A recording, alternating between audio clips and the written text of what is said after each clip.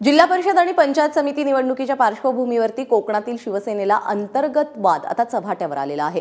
दापोलीमध्ये बंडखोरांना उमेदवारी दिल्याचा आरोप करत सेनेचे माजी आमदार सूर्यकांत दळवी यांनी रामदास कदम आणि अनंत गीते यांच्यावर टीका केली आहे। विधानसभेत दापोलीतील भगवा ज्यांनी उतरवला त्यांनाच उमेदवारी दिली जाते। रामदास कदम आणि अनंत गीतेंचा हा प्रयत्न दापोलीतील शिवसैनिक कधीच सहन करणार नाहीत असा इशारा दळवी यांनी दिलाय।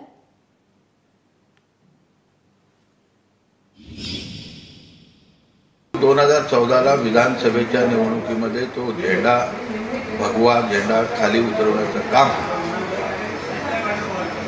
परकीयांमुळे न होता स्वकीयांमुळे झाला आणि ते स्वकीय आज देखील नगरपालिकेमध्ये आम्हाला त्यांनी त्रास देण्याचा प्रयत्न केला तरी सुद्धा नगरपालिका आम्ही कशीबशी वाचवली।